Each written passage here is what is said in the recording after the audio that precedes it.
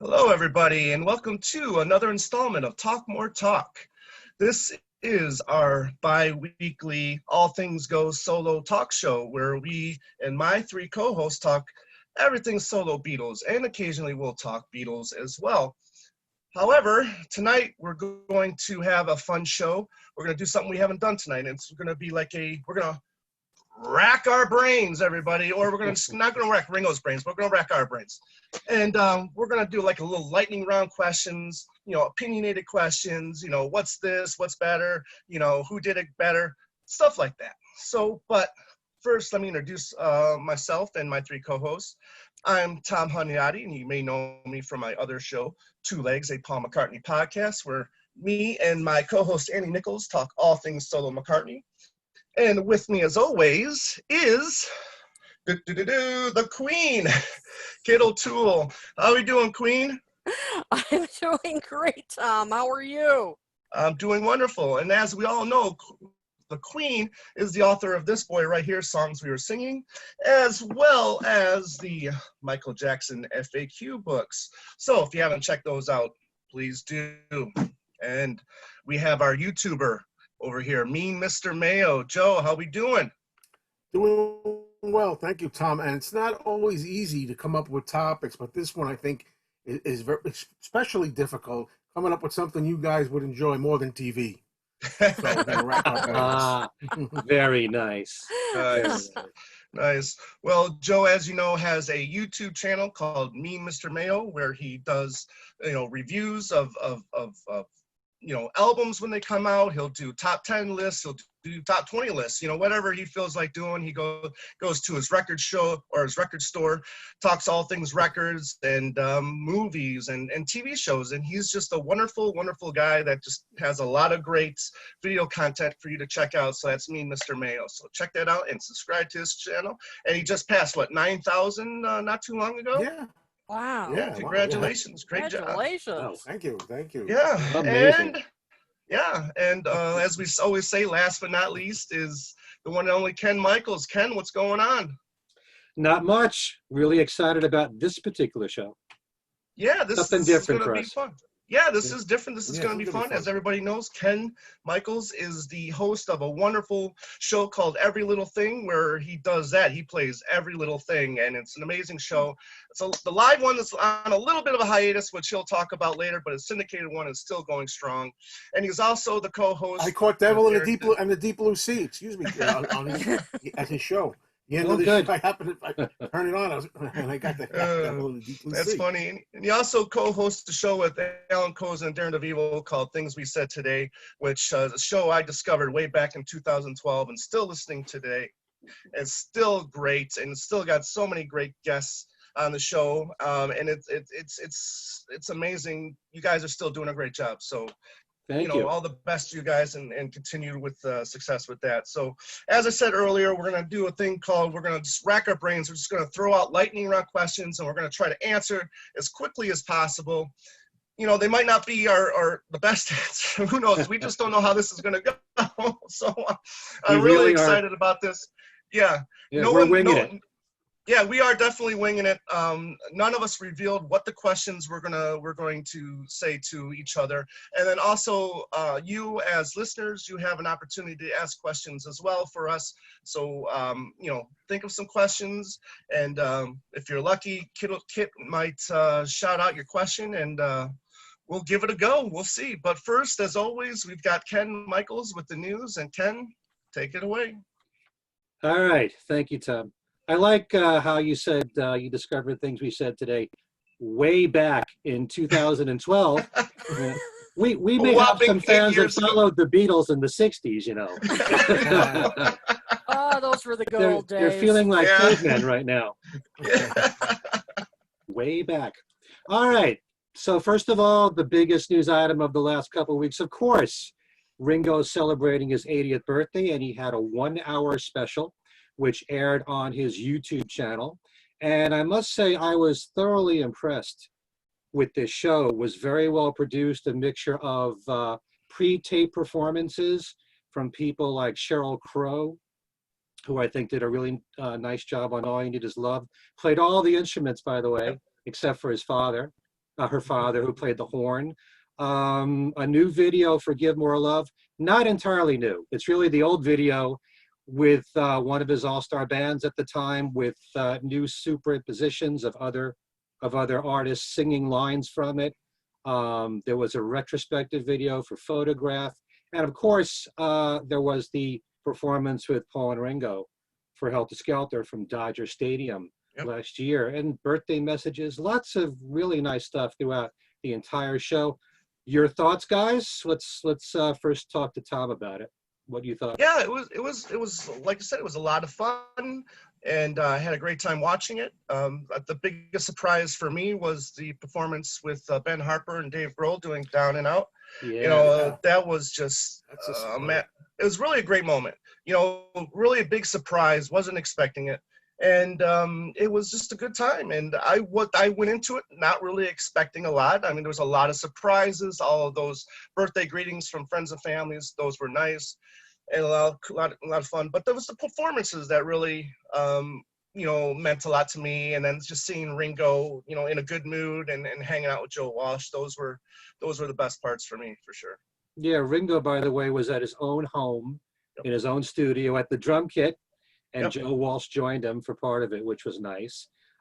Joe, how about you? What'd you think? I very much liked Sheryl Crow doing All You Need Is Love. I'm a fan of Sheryl Crow. I like Sheila E. She looked great. It sounded great. And Ringo was on the drums for that segment. They did come together. Great. And that was terrific. Overall, it was a good time. I would say that I was a little disappointed. We knew in advance that Paul probably wasn't going to be there doing anything new. It was going to be something older. But the first time I had seen the Helter Skelter duet, if you will, with Ringo on the drums in L.A., that was such a treat, a real high point in Beatles history of seeing Ringo for the first time, probably, since 1968 on the drums for Helter Skelter. Right. It was anticlimactic for me a little bit because I'd already seen it, but I'm glad there was something with Paul there. I was kind of surprised that Paul, they didn't record any kind of just a happy birthday, man, or something like that, That's the small thing, We don't know if he did or not.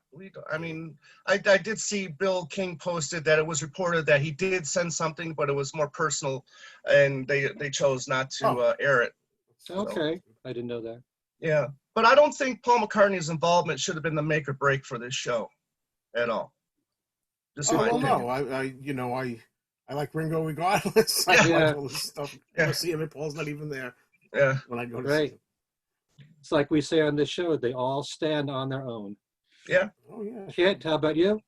I thoroughly enjoyed it. I think from the first shot I was smiling and never stopped. I thought it was just a lot of fun. And even though it was certainly slickly produced, it still had kind of a homespun quality to it. I mean, you were, as you said, Ken, you're in Ringo's house.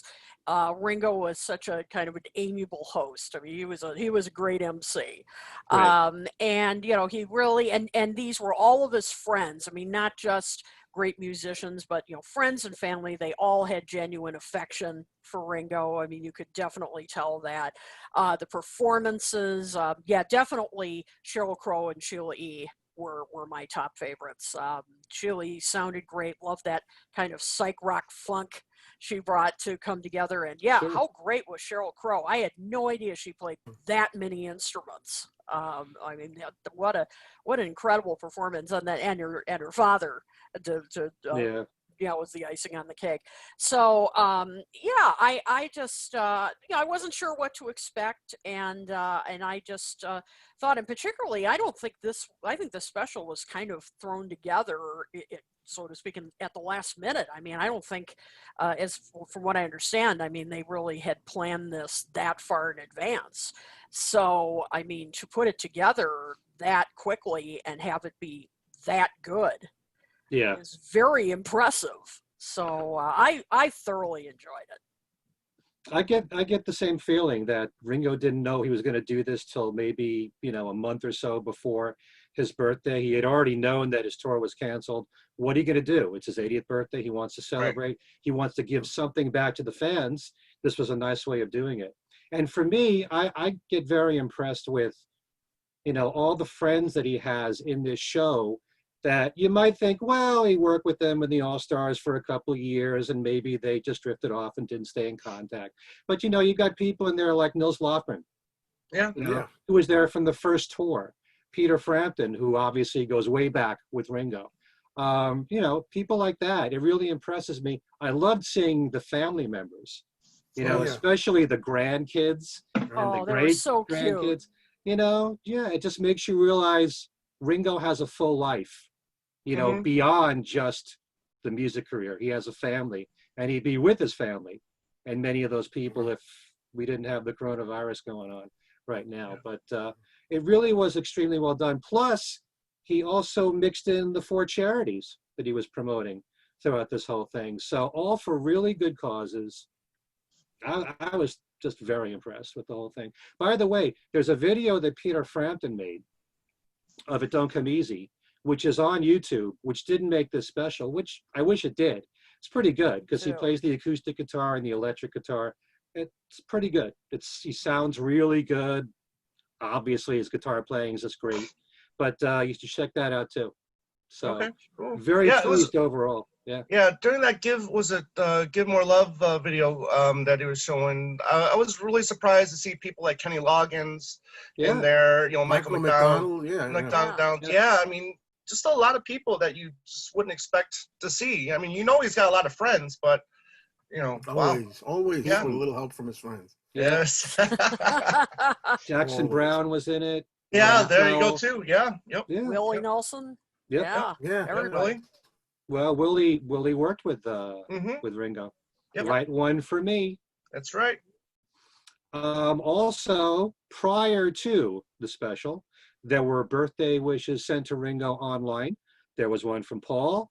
Paul said, "Happy birthday, Sir Richard, alias Ringo. Have a great day, my longtime buddy, Paul." This one got a lot of attention. Pete Best sent the message. Yeah. You all heard about that. Who was that? Yeah. He said, thought about it and thought, why not? Why not? Yet another. Not the album, not the letter one. That would have been a good. That would have been funny if he did that. That would have been funny. Ringo would have responded to him if he did that, probably. So, he said, why not? Happy birthday, Ringo. It's a special one. Have a good day. Yoko Ono said, happy birthday, Ringo. Lots of peace and love, Yoko. Actually, I just want to read this quick one from Roger Hodgson. Here's someone who was in the All-Stars one time, and yet he sent the message. Thank you, Ringo, for holding the symbol, the reminder, the hope for love and peace.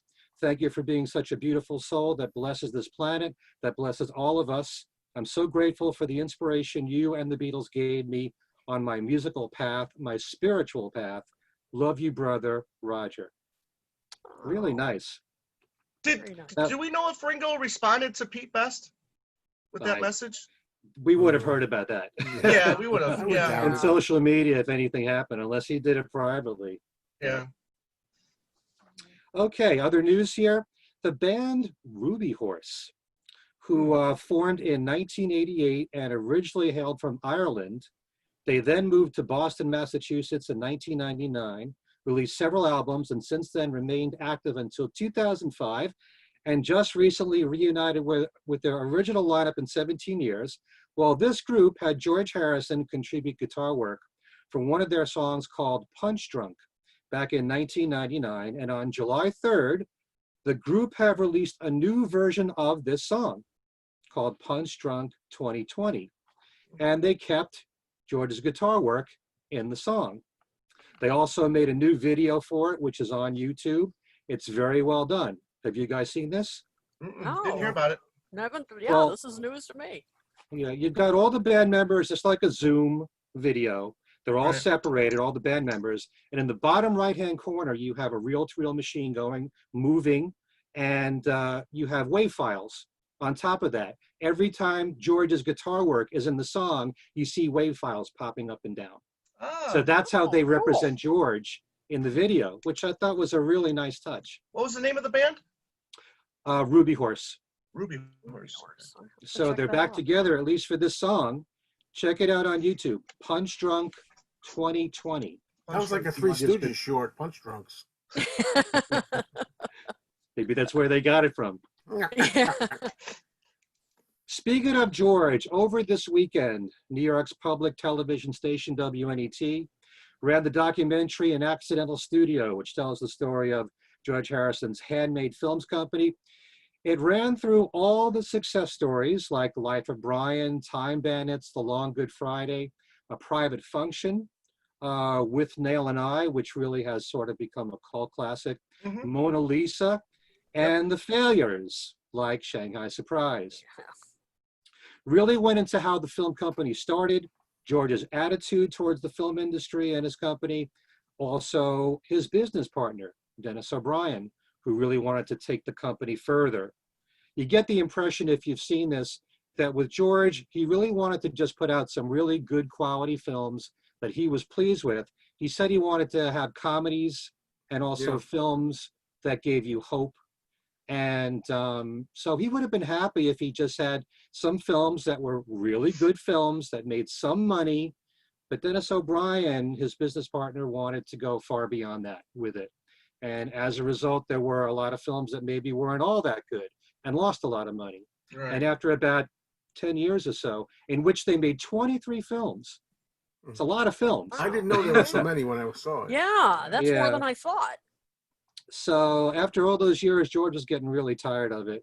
And Yeah, just the heartbreak and just not knowing from film to film how each one's going to do, if you're going to break even money-wise or lose money or make money. So it lasted for something like I said, 10 years. Yeah. But he made his mark, George Harrison, being He sure did. an executive film producer, in England with this film company at a time when, as they said in the beginning of this documentary, the film industry was really suffering, and people in England in particular were going to films less in the theaters. But this documentary is coming out on, I said before Blu-ray, but it's also DVD and HD digital. And it's coming out July 28th. By the way, starting next Monday, I'm giving away copies on my website. Yeah, all right. KenMichaelsRadio.com. Okay, just the Blu-ray, by the way. So, Great. Better yet. Yeah. It is, like, just real quick, it is just, it's hard to get in business with another person when you're not on the same page and one person's more ambitious than the other one. Things get done behind people's back and it can turn ugly, and it's unfortunate. And I really can't wait to see this documentary when I get it in the mail, and it's gonna be great. And, well, one thing I learned from it is I didn't realize that they had done relatively well overall. I thought it was pretty much a flop going through, but after watching that, like The Long Good Friday was a big success, and some other films that With Nail and I, which I remember George talking about, when he was on TV. But yeah, I don't know. I just kept thinking of they kept having problems and everything, and Time Bandits is one I remember seeing in the theater. I was there too. I saw it twice. good stuff. There are certain films that I went to the theater just because I knew there'd be a song from one of the Beatles. Like in this case, you had Dream Away. Time Bandits. Right. Dream Away, And the Time Bandits, And I like the sound of that better even than on the Gone Troppo album. That really. Yeah, it's a different mix or take something. on And you Gone had Troppo. sound effects at the very beginning, those explosions. Yeah.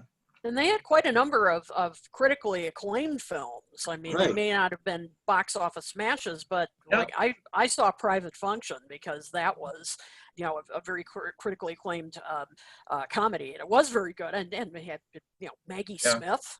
I mean, Michael Palin. They got and Mona Lisa. I mean, Mona Lisa's great. Long Good Friday's great. Yeah, and I think Mona Lisa was nominated for Oscars, and also they had some really, prestige I had forgotten that Sean films. Connery was in Time Bandits. Yes. Yeah. Small John role in Cleese Time too. Bandits. Yeah. Mm-hmm. Yeah. They pretty much said that if a member of Monty Python was in the film, George goes for it. Yeah. Yeah. He supports anything he from didn't the seem Pythons. comfortable. He didn't seem very comfortable overall in the business, really, especially with Shanghai Surprise, where he kind of got hooked into Well, that got so much attention. Sure did. Shanghai Surprise, and how difficult it was to work with Madonna and Sean Penn. Yeah. You know, that tends to overshadow everything else. You know, I still don't think the movie was all that great, but it has some moments, especially George in it. You know, Some good the songs. hottest gong in Yep. town in particular. That was pretty cool. Yep. Cool. All right, now, also I should say that this documentary aired in New York City over the weekend. I have no idea in the rest of the country if it's going to air. If it does, you got to check your local PBS channels. They may just be showing it.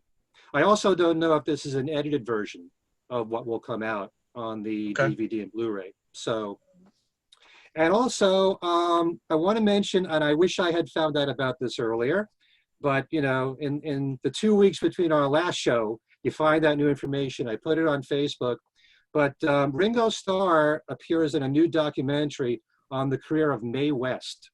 Ah, And it's Yeah. on demand through PBS on their website, but they say it'll expire tomorrow. Okay. And Ringo appeared in Mae's last final film, Right. The last film, Sextet, which is why he's in this documentary. Okay. So you can check pbs.org. Hopefully it'll stay tomorrow and you can watch it. So yeah, this documentary on Mae West. Also, a new biopic on Beatles manager Brian Epstein is in the works, to be called Midas Man. Director Jonas Åkerlund is involved in this, known for working with Paul on the Live Kisses special. Also worked with Madonna for the Grammy Award-winning Ray of Light, and also the Confessions tour. Also working with Lady Gaga. Åkerlund said, Brian Epstein's story has everything I'm looking for in a story. It's all about Brian's singularity for me. I love that Brian seemed to know every step of the way what no one else knew. He saw things that no one else saw.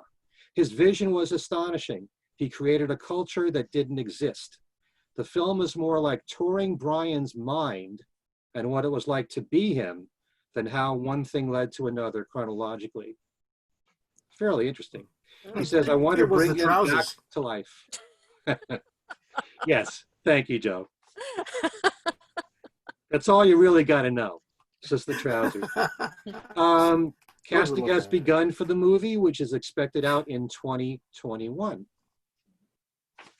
awesome. Yeah, this is something that I bet many of you didn't know about. A brand new tribute album to the late Mark Bolan is due out September 4th. It's called Angel Headed Hipster. It's been curated by the late producer Hal Wilner, who died from COVID-19 in April. And it will feature recordings from both Julian and Sean Lennon. It is supposed to mark the first time that both brothers will be on the same album, although not together. It also includes recordings from Elton John, Mark Almond, Nick Cave, Todd Rundgren, Joan Jett, and Peaches. No It's Ringo? a combination. No Ringo. It's a combination of both T-Rex and solo Mark Bolan songs, and Hal Wilner wanted to do this project because he felt that Mark Bolan has never been given credit as a songwriter, more a great rocker who was innovative, and where David Bowie took his essence. Okay.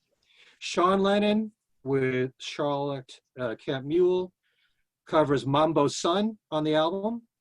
Julian Lennon with Victoria Williams does Pilgrim's Tale. And actually Elton John and U2 have recorded Bang a Gong. That I'm interested in. Yeah. The new August issue of Uncut Magazine is out with the Beatles on the front cover and an article on the new Peter Jackson film, Forget Back. Interesting, this came out before it was delayed, but it's out there if you want to read it. We also note the passing of country legend Charlie Daniels. Yep. At the age of 83, back on July the 6th, he suffered a stroke. Was best known for his hits The Devil Went Down to Georgia and on Easy Rider. But for Beatle fans, we know that he participated in Ringo's country album, Bukuza Blues. So when you think about the violin, even though they don't give you the credits on the album for each song, I'm thinking Fastest Growing Heartache in the West he probably played on. Probably that. And also Nashville Jam, which was a bonus track on the CD when it came out. Very sad to hear about that with Charlie Daniels. This is something really interesting. Singer-songwriter Stephen Bishop, best known for songs like On and On, It Might Be You from Tootsie, and the theme to Animal House, has a new autobiography coming out called On and Off. In it, he reveals a letter that he got from Apple Records dated August 1st, 1969, in which he was turned down by the Beatles record label. Stephen submitted a tape with 2 songs he had written that year, and Apple's letter said that they found the songs unsuitable for their catalog. Stephen remembered the songs were called Picture Her As, ... and Lump in Your Pants. Oh. Stephen says the phrase has a different meaning than what it is now. So, Stephen Bishop. Whatever you say, Rejected Stephen. by Apple. Does it say exactly when this took place? Because I've yet to see it in the A is for Apple book yet. And Well, I'm kind of the curious. letter, it says the letter was dated August 1st, 1969. 1916. Okay. And Stephen posted it online, so I just shared it Yeah. on Facebook. Yeah. You could I actually saw read the that. letter. Okay. Yeah. So I was going to ask you, Tom, if it was in A is for Apple. Yeah, I'm gonna have to go back and look because I think Volume 3 ends on August of '69. I have to go back and check. Okay. One last item here. Stella McCartney is involved with something now called Stella Fest, in partnership with the National Network to End Domestic Violence. Described as a digital festival to stop violence against women, you can bid on virtual events like meeting Stella virtually, talk to her one-on-one. Or you can do the same thing with Alicia Keys. There are Stay Fit programs, cooking lessons, wine tasting happy hours with LA Dodgers manager Dave Roberts, to name a few. If you're interested in donating or making bids on these virtual happenings, you could go to priceless.com/StellaFest. And don't be surprised if you see videos popping up online of people promoting this. And Brian Wilson actually posted a very short video of him singing Hey Jude a cappella. And in the video, they have the links if you want to donate or make a bid. Okay. Nice. So yeah, something that Stella McCartney is now involved with. Cool. There you go. That's it. Okay. Just That's quick. it. That's Half an hour. That's it? I know. Half the show. Let's go. You just want to quickly say that that'll be the day is now out on DVD and Blu-ray. I know Ken Michaels is giving away on his website, and do check it out. I think it's an amazing film, and it's probably his best acting performance. Really good stuff, and we'll talk about this more in the future at some point. So now back to our main topic. This is the lightning round questions. We're gonna rack each other's brains, and I'm gonna get things started. And are you guys ready? More than ready. As ready as I'm Ready. going More to than ready. Okay, here we go. Best guest guitarist solo on a solo Beatles track. Your choices are Clapton on Devil's Radio or Gilmour on No More Lonely Nights. Ken Michaels, what say you? Dave Gilmour. Joe I Mayo. think as great a song as that is, he really brought something out of that song, especially in the way that it ends with the long Yes. guitar solo. Solo. I mean, that is such an absolute highlight of No More Lonely Nights. While I love the song too, he made it even better, so much Okay. better.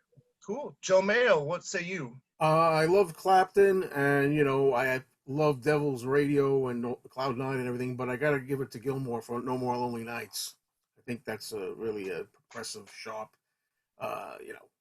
tearing guitar. So Right. work on that. I love that. And the Queen?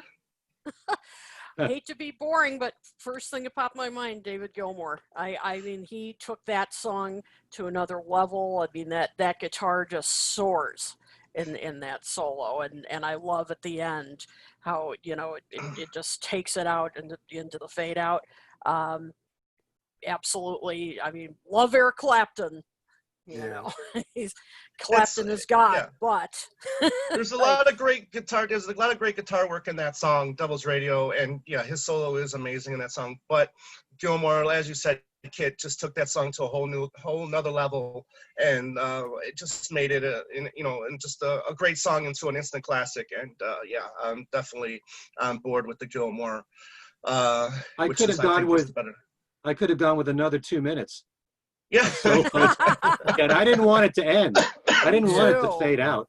That's a good fade out. Oh, Yeah. right, exactly. Yeah. Just wanted to keep that solo going. Absolutely. Yeah. Okay, we're going to turn it over to the Queen. Kit, what is your question? All right. So this is not an either or thing. So this is just first thing that comes into your mind. Okay. Name a song by any of them that everybody else dislikes and you constantly defend. Just any song that everybody else hates and you like. So let's see. So Tom, let's start with you. Temporary Secretary. Okay. I know a lot of people just don't like that constant beginning. I know it's just not a fan favorite. I know it does have its fan base, but for me, that's a song that I'll defend until the day I die. I think great lyrics as well. I think it's a great statement for women, and I think it's a good song. Absolutely. Yep. And that song is still debated. Yep. Absolutely. People still talk about it. Joe, how about you? Bip Bop. Bip Bop. And I'm very glad that Tom took a little bit of time, because I was racking my brain. I'm thinking, and then I thought, yeah, no, I just appreciate it for what it is. It's a fun, homespun ditty, playing around with the kids or whatnot. It's not anything, not supposed to be anything complex. He can do that if he wants, when he wants. But I enjoy it for what it is, and I always have. It's infectious, it's contagious, for me anyway. And I find myself getting into it every time I hear the Wildlife album. So Bip Bop. Bip Okay. Bop. Well said. Absolutely. All right, Ken. All right, Ken Michaels, you? what say you? Well, I wouldn't say everybody hates it, but people are very divided on it. But I always defend Ebony and Ivory. I love that record to death. I loved it on first listen. I think the magic of Paul and Stevie Wonder singing together, harmonizing together with a great melody and a simple yet effective message, I think it works for me. But a lot of people look at that period as being like, the nadir of his career, teaming up with Stevie and Michael Jackson at the same time and trying to have guaranteed hits. And they look down on that period. And, some surveys will list that as being one of the worst songs ever, but I love it. And I've always loved it. That hasn't changed. That seems to be a current trend with that one, I think. I'm spotting out there on social media. It's like it's new in vogue. I like it myself, too. I liked it then. I like it now. Seems to be, let's trash this one out. All right, cool. Yeah, So, I agree. I just that it's become in vogue to say it's corny and it was simplistic and everything. That was a huge hit back in the day. was. I mean, 7 it was weeks, number #1. Yeah, I was going to say, how long was it number one? It seemed like forever. And 7. yeah, it was. And so yeah, I get sick of that. And my pick is Used to Be Bad. I get so sick of people putting that song down. It still is. It's a fun. Don't listen to a future episode of Two Legs then, because I mean, it's just a fun jam. I enjoyed it the first time I heard it. It's just two guys jamming. I loved Steve Miller on it. I mean, I'm not saying it's the best thing he ever did, Paul ever did, but it's a fun jam, and I enjoy it for what it is. So okay. Yep. I must be missing something, because I don't recall anybody putting that song down. Oh, I have. I've heard it from people that they just think it's the lamest track on. This was just my first time. This is my debut. Never really thought about it much. Yep. So, but really, I mean, I've just really people have just said how that they just think it's the lamest song on the album, and I just get sick of hearing it. So I'm defending it.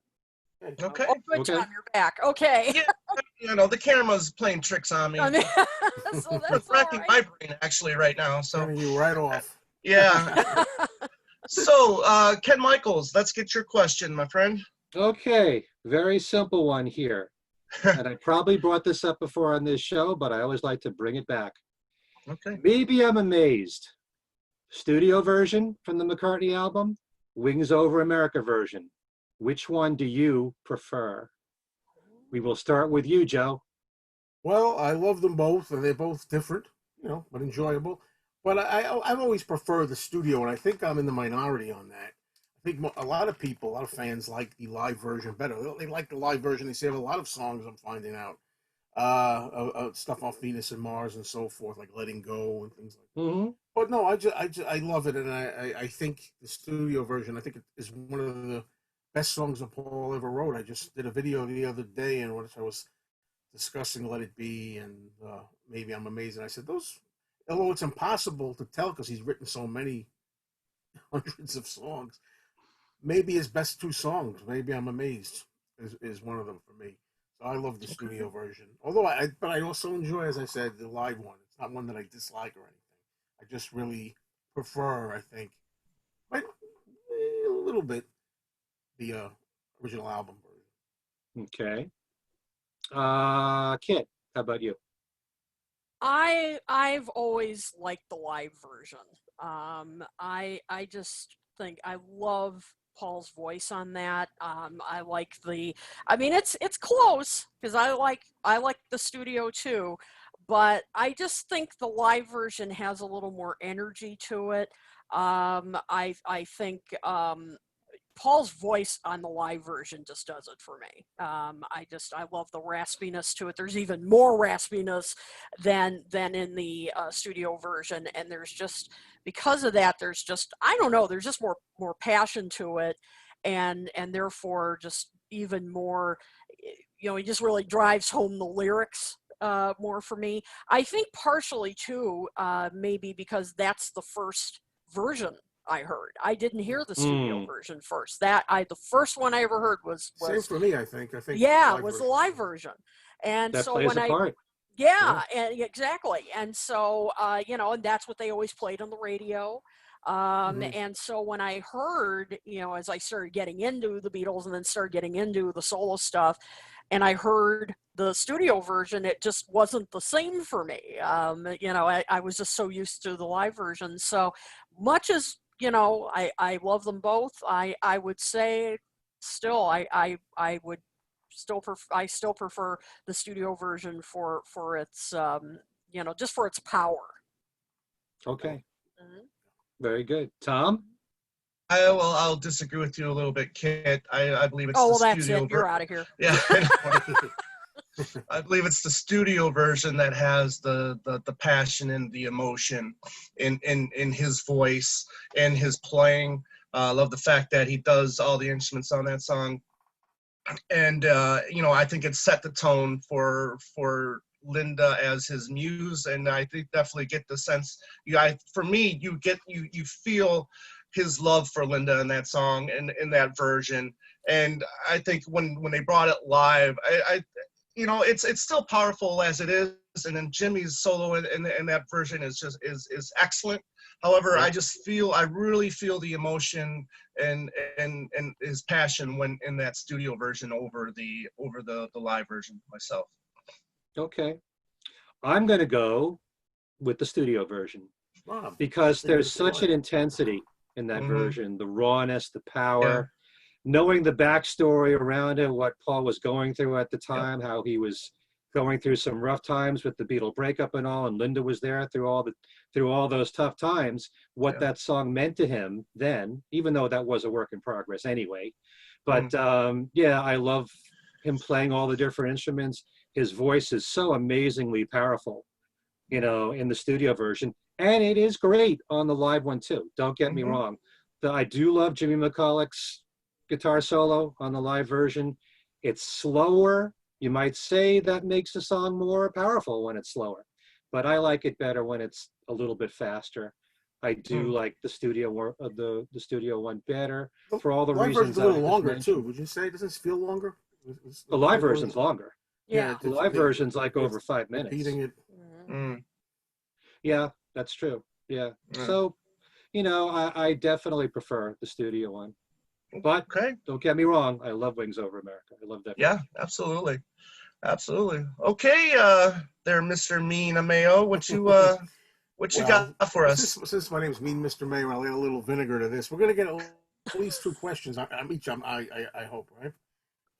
All right, we're gonna get at least go around at least twice. Yeah, we'll see. All right. Let's see. Now, not counting demos or unreleased recordings, out of stuff like officially released albums, singles, B-sides, what would you say is the worst or least liked, if you prefer, Paul McCartney song officially released? You mean by the general public or by ourselves? Paul McCartney's least song, worst song, least song that he released as a single, official album, single, or B-side. Okay. I'm gonna start with you, Ken Michaels. This ought to be interesting. You could say least favorite, I could say least favorite, which it is for today anyway. Gratitude. I never liked that song to begin with. It has a really strong R&B feel, which usually I like in Paul's songs, like in Call Me Back Again or a song like that. There's just nothing that grabs me about Gratitude. I don't like the way that he pronounces it, gratitude, in the song. There's only a few songs from Paul throughout his solo career that I don't care for, and that's one of them. I never say that I'd skip over a track if I'm listening to the CD, but I might do it with that one. It's not a favorite of mine, but I listen to it. Okay. Okay. Let's go with Tom. Okay, thank you very much. Well, since we've got all this Flaming Pie excitement coming up, I've been listening to Flaming Pie quite a bit. And the one song that right now that I can tell you that I just dislike more and more every time I hear it is Really Love You from Flaming Pie. It's a song that, I just don't think it deserved to be on the album. I know you've got Jeff Lynne, I know you got Ringo Starr, but it's a jam and then spur of the moment lyrics that he's just improvising. It doesn't work for me as a lyrical song or as a jam song. And I'm sorry, but right now that's like one of my least favorite McCartney songs at the moment. Okay. Oh, interesting. Okay, Kit, did you think of something?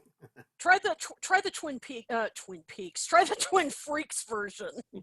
I've listened to that, and then it's a vast improvement. It's a vast improvement. It is. Yes. It really is. Okay, I know the one, and he meant the best with this song, but freedom. I really, as I said, all good intentions with it, but it just was, just too simplistic for me. It just made me cringe when I remember seeing him on the tour when he was playing that and he had us all clapping along to it. I was just grimacing when I was doing this. I mean, I just thought it was just so simplistic. And I just felt terrible because I know his heart was in the right place singing it, but writing it and singing it. But I just thought, he could have done so much better. Don't you love the part in the Love We Make when he's trying to explain the song to his? Is it Eric Clapton? It's Clapton. Yeah, it's Clapton. Yeah, and Pete Townsend, and just the looks on their faces, and I'm like, I remember that, and I just thought, yep, I feel you guys. That's how I would be too. In the song's defense, if I may, I personally think it worked for the occasion. It worked okay in the occasion, personally, as an album track or something. I think kind of weak. So I'll give it that. I don't think it deserved to put a hold on Driving Rain for him to add it to the CD. Yeah. So. I also and again with Clapton, great solo by Clapton in it though, I think. Oh yeah, but Not enough to rescue the song for me. Yeah. Yeah. But you know, if you're looking for a song that expresses those feelings with a great hook and a great chorus, and Paul delivered it, you know, so well, I think it works on that level, and for that time especially.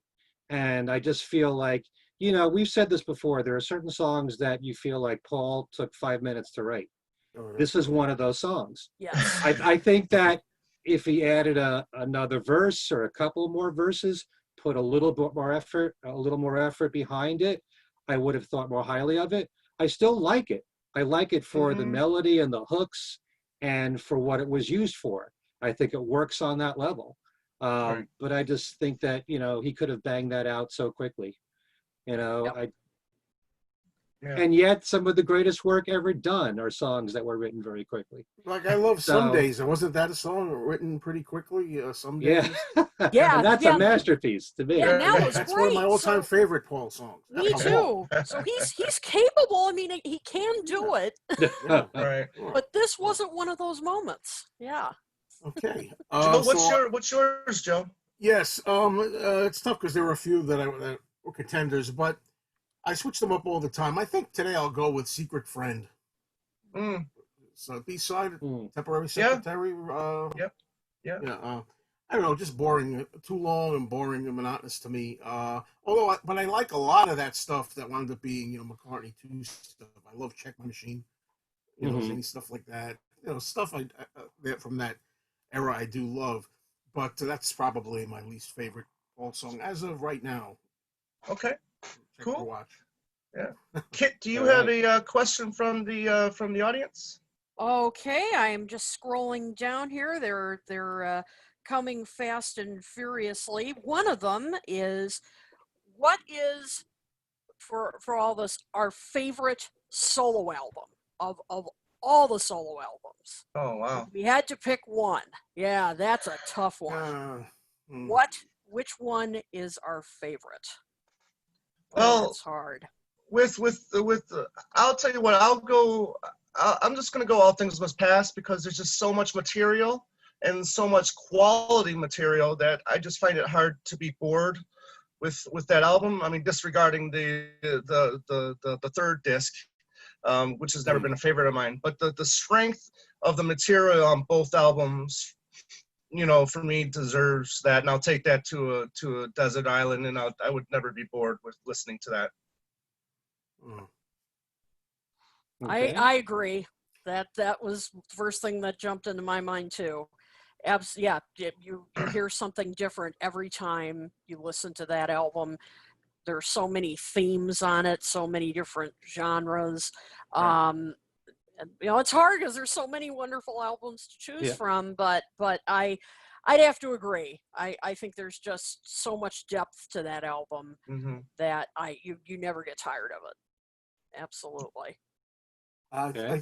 I think that the first thing that popped in my mind was All Things Must Pass also, and I was trying to say, no, put that out of there because I love George, but what about Paul or John, And I'm saying, like Tom said, because of the wealth of material on there, how many great songs are there, and also the idea that George really flourished and came into his own so much, and was his own person, so to speak, at this point. And that was such a great album.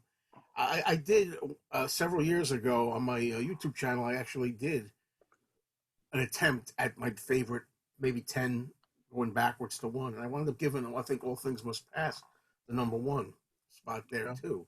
But of course, there's best and there's favorite too, right? The question Right. a lot of times is Right. favorite. It's Right. tough because I Yeah, won't sure sit is. here and say, oh, but there could also be this one by Paul, this one by John. Hmm. I'll say All Things Must Pass. Okay, 10. Well, in most surveys, All Things Must Pass usually finishes number one.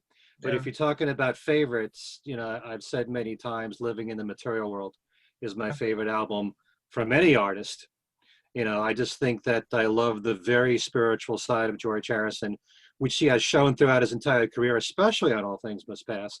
But I think that many of the songs that are on Living in the Material World, like Who Can See It, The Light That Has Lighted the World, Be Here Now, The Day the World Gets Round, they're deeply personal songs that say a lot about him and where his head was at the time.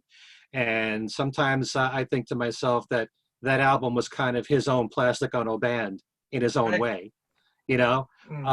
So you can't get a more powerful song than Be Here Now for me. And I realize to a lot of people, that's a really slow song. It's just him and an acoustic I guitar, love it. you know, but it's so beautiful in its message. A few words, but they say a lot. You know, it's kind of his Within You, Without You of his solo career in that regard, in the sense that he's saying a lot in the song, and it's a very slow song with an incredible message. The slide guitar work was impeccable on that album, but it's that way on all of his albums. Just that album was more than just great songs. Those are songs that really deeply moved me and told me more about him. And in many ways, you can connect with him if you're in any way on a spiritual level like that. So yeah, Living in the Material World is my favorite album from any artist, surpassing the Beatles. So, Wow. yeah, That is pretty amazing.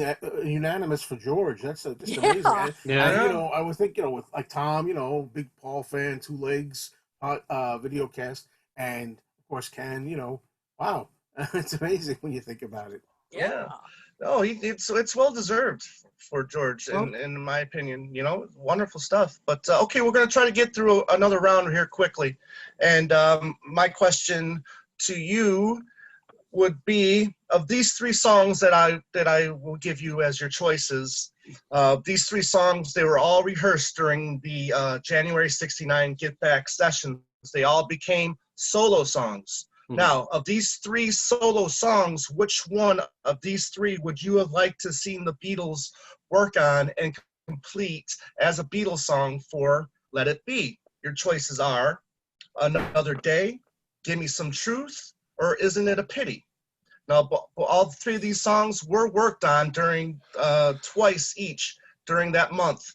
And let's say Joe Mayo, what would you? Thanks. Of those three songs, what would you like to have seen a Beatles song? So I'm just, you know, just thinking this on the spur of the moment, of course. And at first I'm So thinking, your answer would also indicate that that song would not be a solo song. oh, okay. Well, let's see now.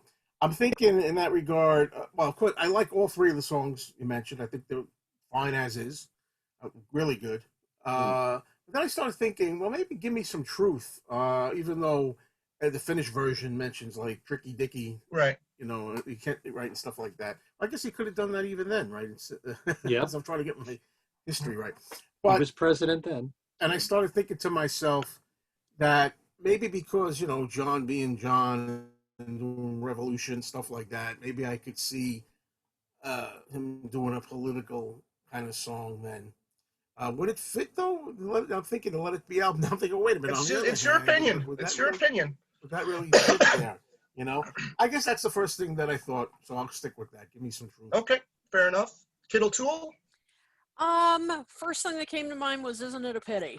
Okay. I think, you know, I could see the Beatles doing that thematically, you know, because it's a message song. You know, it would certainly go along with their themes of love, and you know, of course, this one is a sadder message, but I could see them, I think, you know, kind of tailoring that. I mean, it's hard to imagine it not being a complete George song, but I think I could picture them, you know, harmonizing on that. You know, I mean, now that I'm thinking of it in my head, I mean, I could absolutely picture George singing lead on that with, you know, Paul and John harmonizing in the back. And so, I mean, they could definitely turn it more into a Beatlesque kind of song, you know, would certainly be in the vein of Let It Be, or, you know, I mean, they could turn it into sort of an anthem. So, yeah, I could see them doing Isn't It a Pity? Okay, cool. Ken? I'm going to go with Give Me Some Truth. Oh. For the simple reason that it's kind of known. John did sort of admit that Paul helped him write it. And I could hear John and Paul harmonizing together on Give Me Some Truth. especially, the chorus part, all I want is the truth, just give me some truth. It's hard to imagine a better guitar solo than the one that George already gave on the Imagine album, but I could see that as being more of a band song. Another Day is just so, I can't see the Beatles working on Another Day. That's really It's so distinctly Paul, and he definitely isn't an opinion. I could see the Beatles working on that, but I think more as a band song, jamming on it, I could hear Give Me Some Truth. Yeah. Well, I mean, I kind of disagree in a way. I think I would have liked to have seen Another Day worked as a Beatles song. There's some great backing vocals from Paul Linda on that I would have loved to have seen John, George, and Paul work on all those oohs and ahs, throughout the song. I think would have worked for those three backing as backing vocals. I think this could have given George an opportunity to work a little bit on the slide guitar, because it does have like that feel throughout that song in Another Day. And plus it's acoustic, which they were doing a lot of acoustic stuff at that time. So I mean, that's a song that I can picture in my mind that the four of them working on together for Let It Be. So that would be my pick. So, but all good picks. I mean, I don't think you can go wrong with any three of them, and that's why I chose those three. And that's a really good They're all question. great songs. Yeah. But they're all great the way they came out. They're all great the way they came out. Yeah, exactly. I agree with you. Let's go with Kid O'Toole. Let's second question. Okay. All right. So let's go with a Wings question here. So, who would you say, and this is going to be a little trickier, who would you say is, of all the lineups, is sort of like an MVP of Wings? Now, I'm going to make this a little more difficult and eliminate Denny Lane, okay? Because that's the obvious. Like you're going to do that. Okay, so that's too obvious, So of course Denny Lane was a huge member. So I'm going to take him out of contention. So who do you think of all the other people who played in Wings? Who do you think was someone who really an MVP, someone who really contributed something great to the band? So Tom, let's start with you. Denny Sywell, absolutely. With his drumming, especially on Ram, and then again throughout those singles from '72, and then his work on Red Rose Speedway, just all the different styles of drumming that he did in his short period of time with Wings and Paul McCartney. If we can also include Ram.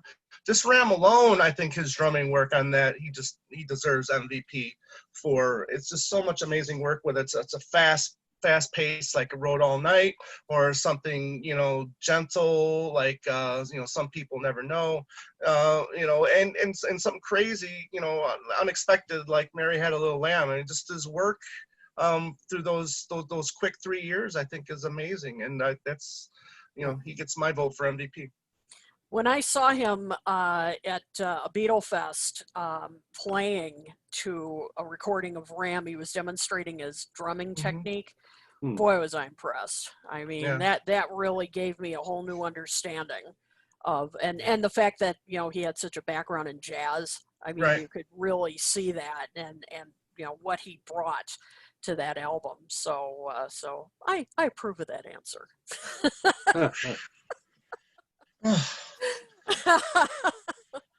Good answer. Ken, how about you? That is an amazingly difficult question. I know. I mean, I've heard which lineup do you like the best of Wings, but not singling out one person. So, and what you said about Denny Silo is spot on, Tom. He could easily get my vote any day. And I also have to try and block out having seen so many of these people after Wings, and watching Lawrence Juber, who amazes me every time I see him play guitar. Yeah. You know, but thinking of what they brought at that time, certainly Denny Sywell could easily get my vote, but I think that Jimmy McCulloch deserves a lot because his lead guitar work was astounding. Yes. First of all, Agreed. you know, I do think that Medicine Jar was, you know, one of the best rockers in the Wings catalog, and I'm glad that they got to do that one live. And I do like Wino Junko too, although that doesn't really get much mention. But so much of the lead guitar work that Jimmy brought to the band, especially The Note You Never Wrote, is amazing. What he did on that. Cafe on the Left Bank. You know, Junior's there's a Farm. lot of songs there. Huge, well, yes, thank you. How could I forget that? But he was an incredibly gifted guitar player. They all were. They're all really good musicians in Wings. So it's that's a very tough question, like I said. What do we really know from McGear? You know, good work there. Yep. Giving Grease a ride. There you go. You're making my case stronger, Tom. I might have to change my answer now that I think about it. I can change mine to yours too. But, you know, I've grown to love all the lineups of Wings. They're all different in their own ways. It's kind of like I said, and it's true. If you played for me an unreleased Wings song that I never heard before, I could tell you which lineup it was. Because the playing from the guitar player is distinctive. Yeah. The drumming is distinctive between the three main ones in the band. So well, I'll go with Jimmy. I like it. All right. I approve of that as well. So what you're saying is there's really no wrong answer here. Yeah, exactly. No, That's they're all exactly great. what They're all I'm great. saying. All right, Joe, Especially how the about lead you? guitarist. Well, I'm glad nobody picked my answer, and I'm glad you didn't think to rule this person out. But when it was asked about MVP, most valuable, I hope you're going to say who I think you're going to say. I'm going to say Linda McCartney. Yeah, bravo. Oh. Is that a surprise to everybody? Because I Bravo. mean, we're talking about, you know, I always say, you know, when it comes to Paul, I always say, for me, I'm in it for Paul. You know, I mean, I like a lot of the other musicians. I love a lot of the other musicians. However, I'll listen to Paul no matter who is in the band. But we're talking about a sound. Wings is different, right? In the sense that, especially with Linda's harmonies and her contributions. So I think it's where I started going with my mind when you were saying about MVP or some special bring something specific to Wings. That's what makes a difference to me is Linda's voice, and some people maybe wouldn't care for it. I love her offbeat, I'll say, harmonies. I love. Wait a minute, hold on a second here. Oh, I think he's going to do a show and tell. You know, Hey, there you go. You know what I mean? You know, Nice. I just love the way that she sings and harmonizes Paul's work. I think it gives a unique sound to the Wings sound that we know the albums that we had. You know, so Linda's my choice. Although, and I'm not just saying this to save face or anything. I love Jimmy. You know, Denny Sywell, Lawrence Juber, Yep. Steve Holley, Joe English. I mean, you can't really go wrong. So there you go, Linda. Great, Joe. Yeah, And you, and yep, yeah, I know that's why I asked this because there's so many possible answers to this. I'm glad you didn't say not including Linda. Yeah, no, I mean that's absolutely a valid answer, absolutely. But yeah, I wanted to exclude. I mean, of course, Denny was For the harmonies, not the instruments. Yeah, so but much. no, that is an absolutely valid answer. No, but I wanted to exclude Denny because I'm like that's too obvious. Oh yeah, that's the first. No, first one I would've think said, that was yeah. a great way to propose the question. Yeah, because I thought they all played different parts, but yeah, I would have to say I think agree with you, Ken, about Jimmy McAuliffe. I mean it's a hard call, but he really, I mean, particularly on the Wings Across America tour and all, I mean he was really a VIP on that tour. Love Medicine Jar. I mean that is really such a rocker, and it's just a shame that his life was cut short because I mean he was so talented, and those guitar solos he Junior's did Farm. Junior's Farm. I mean he just really I mean he could just nail those solos, and I mean he was as I said, he was to me the really one of the MVPs of that tour, and really took, Wings, I think, to another level at that time, and one of their highest periods, and so yeah, it's just a shame that, as I said, that his life ended so early, because I think he could have gone on to bigger things. I heard through the grapevine that Jimmy McCullough was going to possibly be in a band with the late great Terry Kath. When wow. Terry Kath left Chicago, one of the members of the band would have been Jimmy McCullough with him, which those two guitar players, I mean, you when you think, underrated or underappreciated or underthought guitar players, both of them come to mind. And man, what a duo that would have been. That would have been incredible. Yeah. Well, a mutual friend of ours on Facebook, Paul Sally. Well, Sally, that's where that came from. Oh, so he found that out? Yeah, I mean, well, he had gone to the Terry Kath Facebook page and asked that question because he had heard about that, and I'm really looking forward to his Jimmy McCulloch book that he's working on right now. Yeah. So and he would be a great guest in the future to talk about that. But yeah, absolutely. That was when I saw that post, I was blown away by just the thought of hearing Terry and Jimmy on a record together. Unbelievable. Amazing. Yeah. Unbelievable. Okay. Do we have time for a reader? Well, let's go. I mean, it would be let's do Ken next. Viewer. Yeah.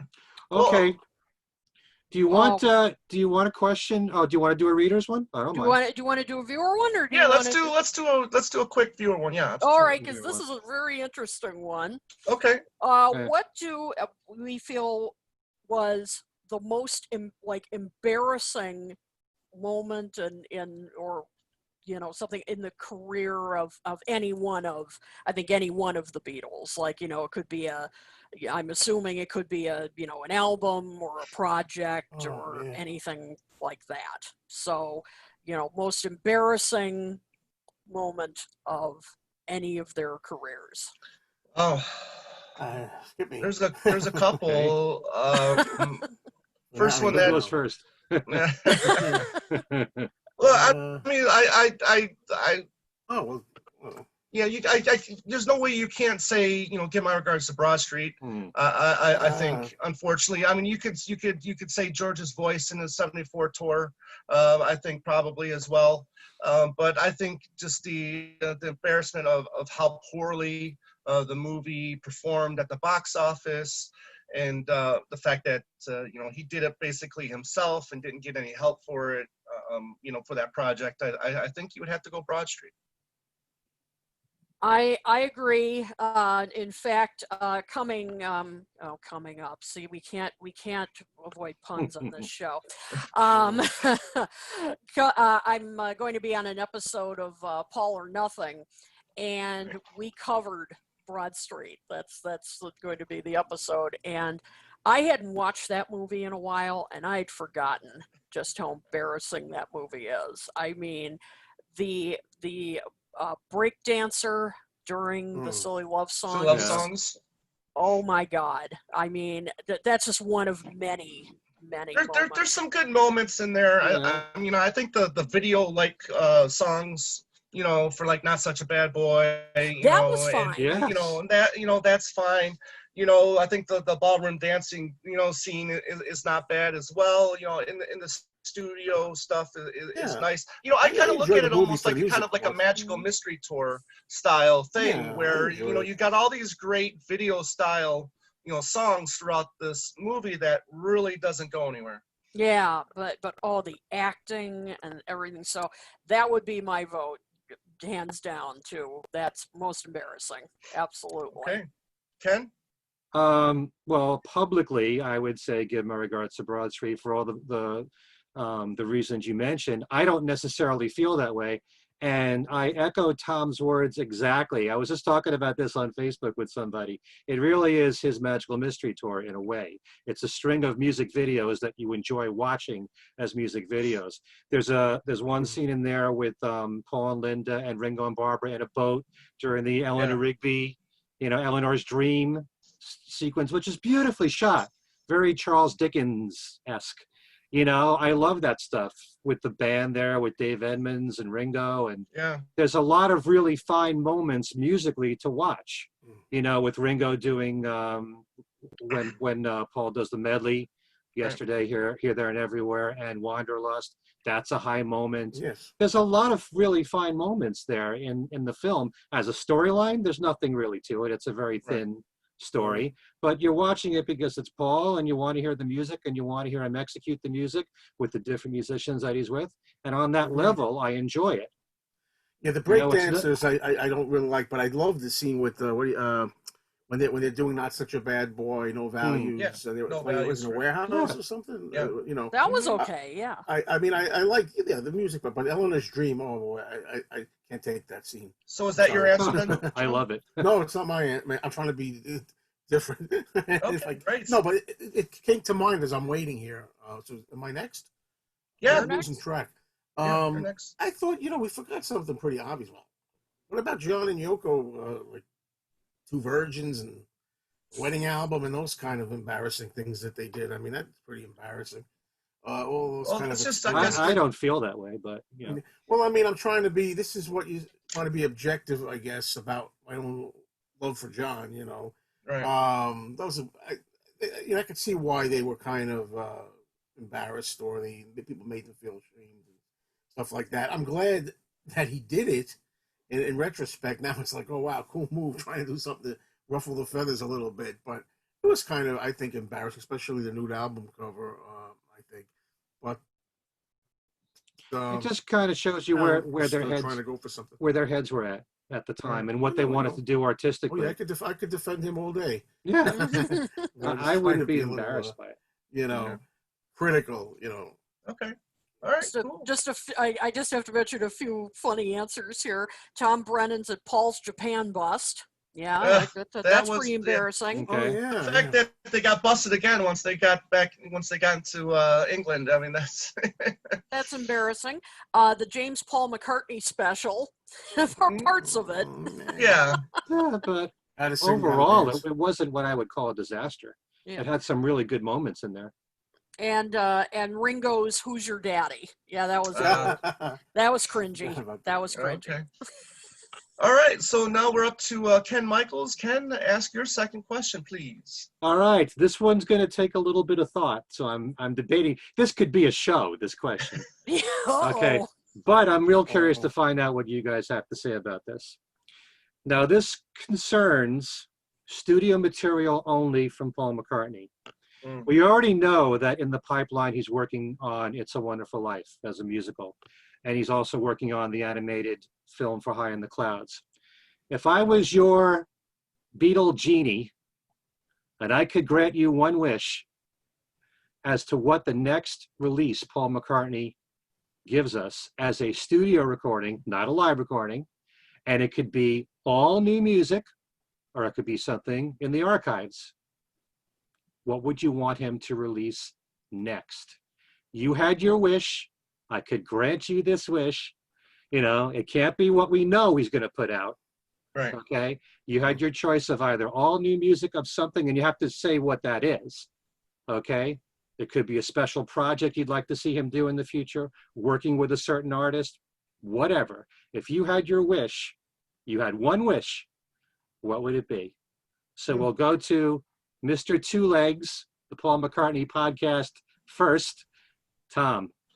Very, very easy for me to answer this question. And we know he's had plenty of time on his hands to make this possible, but a McCartney 3 at the end of the year, drop it December, would be a dream come true. He's had plenty of time to write. I mean, he's probably already got, 5,000 songs in his back pocket anyways. He could easily, be in his studio alone, have somebody behind the glass with an engineer or a producer and record, 10 to 15 songs, play all the instruments himself, and do it on McCartney 3 style record. And that would be my dream release for the end of the year, or his next release, which is how I think you put the question. Yeah. Sticking out of his back pocket. Yeah. Yeah. Okay, you're not the only one that's thought that through this quarantine. Yeah, Perfect Yeah. opportunity to do McCartney 3. exactly. Okay, Joe, you're next. Well, recently, not a few months ago, I think, there were stories going around that maybe there was going to be this compilation coming out of Mm, Paul doing some sound checks, an right. album of like old sound checks, maybe taking songs you don't always hear him do live. I remember I went to a sound check in 2017. I heard him do Alligator from Hmm. New, which was pretty Yeah. amazing. But I mean, it's stuff that he's been doing all along, even when he was really, not to knock him, but at his peak, really better vocally than now, 89, 90. Take all the best stuff you can find, sound checks, stuff you're familiar with, but mostly unfamiliar stuff that you don't hear all the time him do, and put that out in some kind of a compilation for the last 30 But years worth of stuff. wouldn't you Um, consider that a live release? hmm. I was saying a studio release. I suppose, but being that there's not really an audience, really, right? You just have a few lingerers around. It wouldn't be like you wouldn't get the feedback like the applause and a big crowd reaction or anything like that. I guess technically it's live, yeah, Hmm. but I don't know. I like that idea when I heard it, and I also thought it was a good way to get past the vocal issue. You know, sometimes people are saying that when we discussed that time and time again, like how can he sing this anymore? Can he reach that peak anymore vocally? Hmm. This if you use an older material in a lot of cases, that might be a real quality album. It's kind of like how the Amoeba gig was so great, and that was from Yeah. 2007. Yeah, You know, so blew of us course I have away. other answers too, but I'll give you the one. Okay, Kit, you are next. All right. Well, I do like the sound check idea. That's I would love Yeah. that as well. But for studio, I wouldn't mind maybe like a duets album, because at Mm, first I was thinking like a Stevie Wonder Paul McCartney collab. I'd love to hear Please. them work together again. I would Please. love that. Stevie I would, Nicks. I would love that. I either have them do a full album together. I would absolutely buy that in 2 seconds. If they wouldn't do a full album together, then maybe do, and not like a cheesy duets album, but like working with Elvis Costello and different people that would be a good match for him. But yeah, I mean, my number one, if you're a real Beatle genie, Ken, you know, like to make my fantasies come true, uh, it would be a Paul and Stevie Wonder album, like just all do collabs with them. But if that couldn't happen, then have them do a collab, but maybe other, as I said, duets with other artists that would be, as I Bob said, Dylan. a good match for him. Yeah, Bob Dylan. Yes, absolutely. I mean, artists that would, I'm not talking about, with, artists that would be kind of a stretch for him, mhm. but ones that would really, that either are, around his age or would, be good compliments. Well, like Sheryl Crow or something, that might be Hmm. younger, but would, work well with him. So yeah, those would be my choices. Okay, well, you and I, Kit, are on the same wavelength. We both love Stevie Wonder equally, and it would be a dream if the two of them ever made a full album together. But I was going with my answer in the back of my mind, thinking realistically that will never happen. Yeah, but you're the And genie. if I could be the genie, okay. But Yay! what I was thinking was something similar to what you were just saying, which is more a collaborations album, more a songwriting collaborations album, a full album of Paul writing songs with different people. And they could be people he's already worked with, like Stevie Wonder or Elvis Costello. Or I'd love to see him bring back Eric Stewart or Denny Lane or someone like that. And some people from the 60s and 70s, work with Brian Wilson on a song, and even though they did the one duet, they didn't write it together. A right. friend like you. Yeah. Work with a Billy Joel, someone like that you can hear, certainly Paul Simon, Yeah. That would be a dream.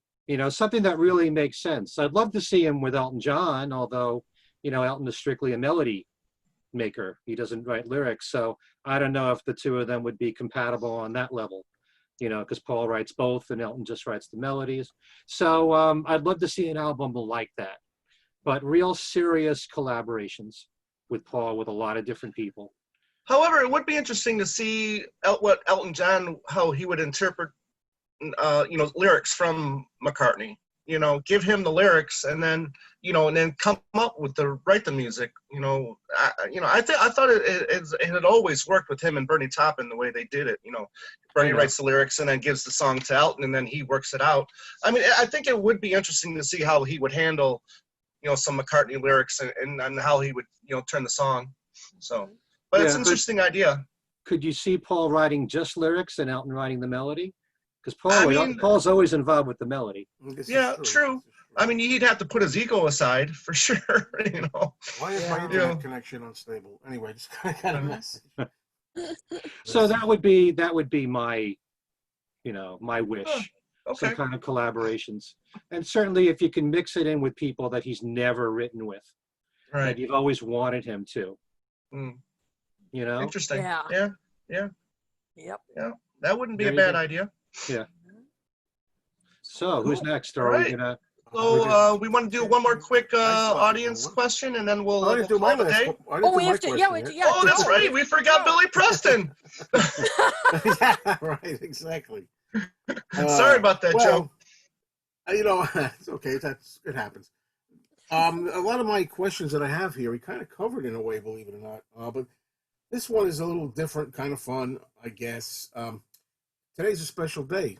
Marks the 35th anniversary of Live Aid, 1985, July 13th.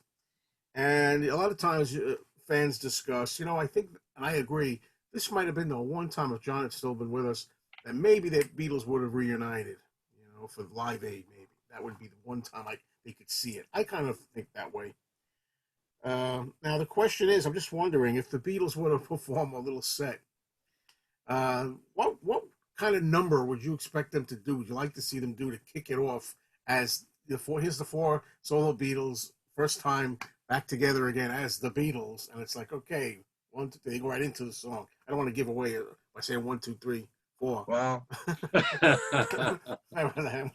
But I don't know. There's so many ways you can go with that, and I'll talk for a while. Does anybody here have an answer, or are they just shaking their head? There's so many songs. I tell you, I think I could see them whipping out something like a "She Loves You," something that's quick and easy that would, I think, get the crowd going like crazy. I mean, let's not forget. I mean, they got Black Sabbath back together with Ozzy. They got Led Zeppelin together for this.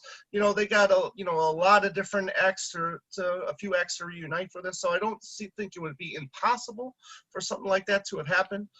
But yeah, I could definitely see them whipping out like a "She Loves You" or. But I mean, as the opening track, you can see them go. Oh yeah, to come out and then here Ringo with those drums. I could just see the crowd going crazy with that song. My favorite Beatles song, and it's now revealed on my new. That's right. Top 10. That's right. Oh, okay. Anybody chime in? I don't. If you have an answer, chime in. I don't want to. Okay. I got one. Oh, you got We both yeah. Okay, whoever. Who wants to go? Ken, go ahead. Okay, the perfect song. Get Back. Hello. Get back to where you once belonged. Right. It just seems like that would be a perfect song message-wise. Gets everybody pumped, everybody going in the crowd. I would use Get Back to open with. Very nice, very nice. Okay, Kit. Picture this. The opening chord of A Hard Day's Night. And they all come out and go into it. Yeah, I can see the that. crowd goes wild. Yeah, I think, when I was thinking of mine, I guess I'm cheating in a way because I'm thinking of Paul McCartney concerts that I've liked. And I always love when Paul started with Magical Mystery Tour. I don't know why. I think that's such a great opener. I like to see Magical Mystery Tour opener. I also liked it when he did Hello Goodbye as an opener. I thought those Mm. That's always that's So always a much good fun. opener. I don't like That's true. from Paul. I don't really like A Hard Day's Night as an opener. He's been sticking with that lately. Okay, Yep. fair enough. Fair enough. I wish Okay, do he'd we open want- his concerts with solo songs. Oh, He yeah, hasn't right? done it. He hasn't done it since I know, Figure of I know. 8. So Yeah. Yeah, Well, right? So- was Venus and Mars going into Rock Show? That Oh, was and Jet. that Yeah. and Jet. That was the Venus and best. Mars. definitely. Perfect. Great perfect opening. concert opener. Yeah. Hmm. Yeah. All right, kid. You want to give us one more audience, and then we'll call it a day. Okay, I'm quickly scrolling through here, so give me a minute. Is there You got a second. Yeah. This is fun. It's hard to go through these. So hang on. They're let's see here. Hang on. They're coming in fast and furiously, and some of them are just comments here. So let's see. All right, guys, one more shot if you want to send in a question. So we're just about to end. So if you have one more question for us, please send it in now. So let's. Okay. Well, while you're looking, why don't you give everybody the Talk More Talk contact information then? Absolutely. You can reach us, of course, on our Facebook page. You can also reach us on Twitter at TalkMoreTalk1. You can also email at talkmoresolotalk@gmail.com. We love, of course, to hear your. We definitely welcome any suggestions. If you have a particular idea, we've used them sometimes, so we definitely welcome any of your thoughts. And you, of course, can find us on YouTube. Please subscribe to our channel. You can also find us on virtually any podcasting platform you can possibly think of. And so you can find us there. And oh, there's some questions coming in here. So All right. there we go. And so you can find us on any of those. Tell your friends, tell your neighbors, and and subscribe. Tell your enemies. And tell your enemies. Tell everybody. Okay, let's see. Okay, oh my goodness, there are more coming in. All right, we'll take one more here. What Paul archive box would we like to see next? Yeah. Well, for me, it's. I think it's got to be the London Town Back to the Egg combo. I think that would just be a great way to end the 70s and the Wings period. There's so much great material that happened in between those two albums, and then you can also package it like you did with the Wildlife and Red Rose Speedway on them, and you can do like a 79 to like 77 to 79 Wings box set with some live Wings material in there as well, like they did with the 70, 71 to 73 era box set. So that would be my choice, and I think that would be a great way to end the 70s, for a big box set. However, if we're all complaining now about the price, just wait until we get both of those box sets together and we have to pay for both of them. Just think about that. Mm-hmm. All right. Well, I'm dying just for Back to the Egg. I mean, I don't even combined, but I mean, that'd be a nice bonus though. I mean, that's kind of interesting, but I mean, Back to the Egg, I've been dying for forever. Yeah. So I cannot wait. I mean, I was hoping we just need an official release of Water Sprout. That's what we need. That's right. Exactly. There you go. Yeah, I'd love to see. Yeah, Cold Cuts. Where's Cold Cuts? So that was my other answer. Absolutely. So. Well, I got to tell you, I have to say, I think what I could really go for is another big deluxe edition archive set of Egypt Station. With one new song. Not really. I'm just kidding. One new song. I'm still Egypt Station now for the last 2 years. The trunk edition. Right? The Back to the Egg. The Cadillac edition.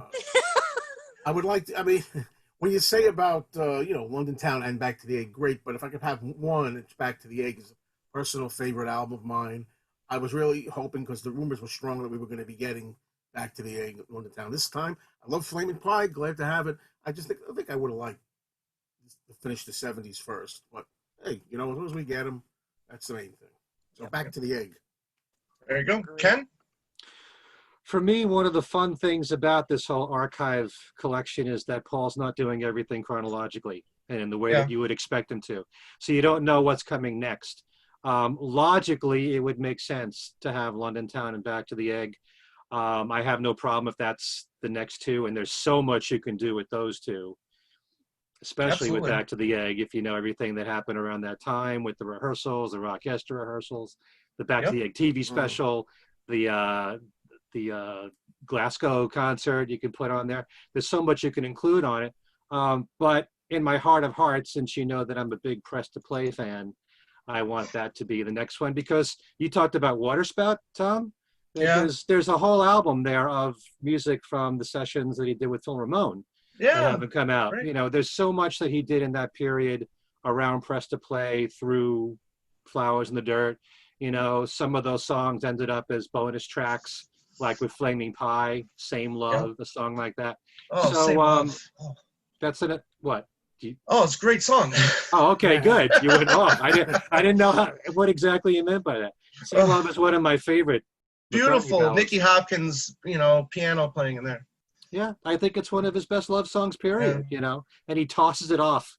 It's a bonus track on one of his CD singles. Yeah. But, so Press to Play, because there'd be so much material.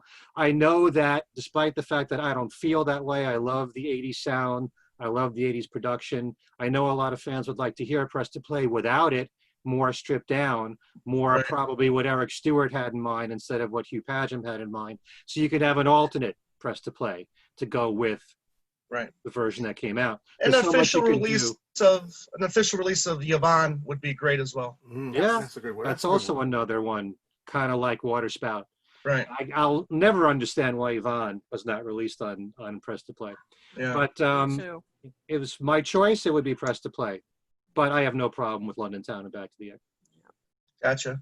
Cool. All right. Well, that's another chapter on this bad boy. I've got plenty of questions here. We can do this again in maybe a couple months. So let's just call this part one of Racking Our Brains, if you will, and we'll look forward to doing this again. So why don't we we'll do our round table here of goodbyes and what we got coming up. And Joe, let's start with you. I just have my channel on YouTube called Mean Mr. Mayo, and I'm hoping that my interview I did with Ethan Alexanian interviewing me for Fans on the Run is going to be coming up soon. He's got a channel too on YouTube now, right? Yes. He's interviewed a lot of people, and I did an interview with him I think the end of June. And that should July be coming 17th, I think yours is coming up. I think it's coming up. So coming up. Flower. Watch that. Otherwise, subscribe to my channel, and you never know what you're going to see. All right. Kid O'Toole, what's going on in your world? Well, I just recorded an episode of our buddy Ed Shen and Lonnie Pena's show when they was fab. We talked about Ringo's birthday show, so it was really fun. Talked all about our favorite things and some of the more interesting moments, like Joe Walsh's performance of Boys, and many other things. So that should be going up fairly soon, and so you can. As always, check out my Facebook page, my website, kidotoole.com, and I'm on Twitter at kidotoole. I will be posting all information about when my latest podcast appearances will be coming up, and I'm finally working on getting my column, my Deep Beatles column, restarted. So, I'm sorry I've been away for so long, but I think I speak for everybody when I say that this year's been really wacky. So, but I am getting it restarted. So, as I said, just follow me on Facebook, Twitter, and my website, and I will let you know when that will resume as well. Great. And are you going to be live again here soon? Yes, I will be doing that. Again, I'm just follow me on Facebook, and I'll let you know. But yes, I'll be doing a live show pretty soon. probably Awesome. next week. Great. Mhm. Well, we look forward to all of that. Yeah. So that's great. So in the two legs world, hopefully we got a minute here to talk about this because we've got a lot of things going on.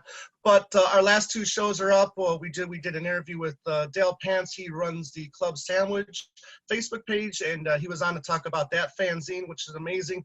He was very knowledgeable about the topic, and we had a lot of fun, and I learned a lot because I was, up until a couple years ago, I really didn't know much about Club Sandwich. So we thank him. We also did a Remove 3, Add 3 show with a couple friends. That was a lot of fun. We did Egypt Station. We took 3 songs off, and we added 3 of the bonus tracks that we got throughout the following year. So that was a lot of fun. Yesterday, we had a wonderful guest. We entered the avant-garde, finally, of Paul McCartney. We had a wonderful author, Ian Peel, talking about his book, The Unknown Paul McCartney, and that should be up tomorrow, hopefully, or Wednesdays. So that's what's going on. You can find us on YouTube as well. Two Legs, a Paul McCartney podcast. You can check that out and please subscribe. And email us at twolegspodcast@gmail.com. And yeah, we got a lot more coming up. So stay tuned. Ken Michaels, what's up with you? May I just say one thing about your Two Legs podcast? Yes. I wish I had more time to watch all of them, but the show you did on Egypt Station, Take 3 Out, Put 3 In, Yeah. the best show I've seen you guys do.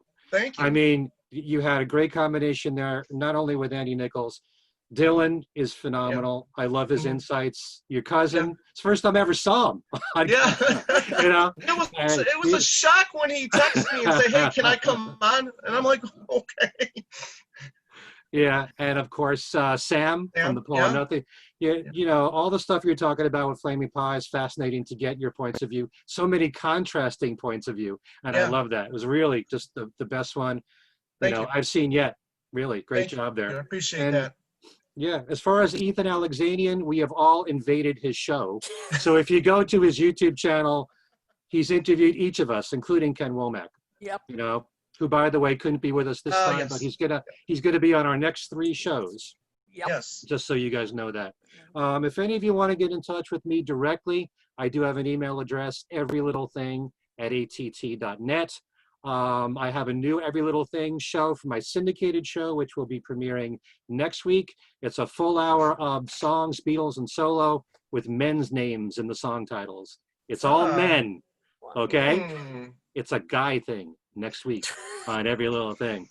All right. On my website, kenmichaelsradio.com, the Beatles Trivia and Games page, as I said, starting next week, I'm giving away the new Blu-ray for An Accidental Studio. And keep in mind, I'm still giving away the new ebooks for 8 Arms to Hold You from Chip Manninger and Mark Easter, who hopefully will be on our next show in a couple of weeks to talk about that book.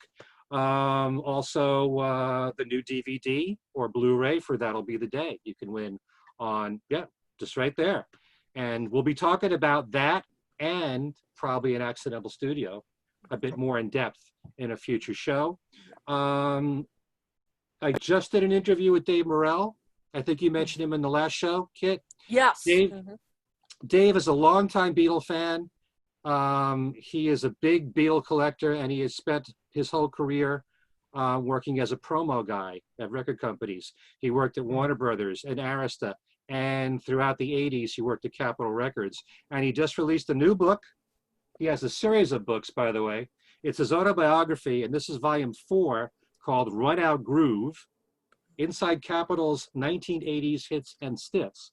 So he talks about working on Press to Play, Flowers in the Dirt, the Beatles albums, like Real Music and 20 Greatest Hits, the Lennon albums in there, Men Love Avenue, Live in New York City. There's a few things said about that in the book. And so I did an interview with him, which will be appearing on my website on interviews page 4. That's coming up Thursday or Friday this week. Tomorrow, we're interviewing Dave on Things We Said Today. So it's going to be Darren DeVivo and Ellen Cozen and myself talking with Dave. And the great thing about all these interviews is that there's always so many questions that I ask on my own that are not in the podcast show of Things We Said Today. So if you like what you hear from Dave, and he can talk a mile a minute on the Beatles and his love and his passion on the Beatles, then you'll definitely get a big kick out of my interview with him as well. So the Things We Said Today podcast will be coming out usually Thursday or Friday this week. Excellent. Look So forward to it. plenty of Dave Morrell to go around, you know? And I Great. do believe that is everything. All right. You're going to have a new question tonight for us? It's already up. It's already up? Oh, It's great. on the website, and it's Okay. George Harrison related. Oh, Beatles cool. question. All right. Very cool. Great. KenMichaelsRadio.com. Awesome. We'll look forward to that, and I'll check that out after we're done here. So again, thank you everybody for joining us. It's been a blast. I can't tell you enough how much we really appreciate everybody being here, week in, week out, making your comments on our YouTube channel, emailing us. We really appreciate all the comments. Keep them coming, and we can't thank you enough. So as always, for me, Mr. Mayo, the Queen, Kid O'Toole, Ken Michaels, I'm Tom Hunyadi saying all we can say is la-di-da. Take care, everybody. Bye, everybody. La-di-da. Bye-bye.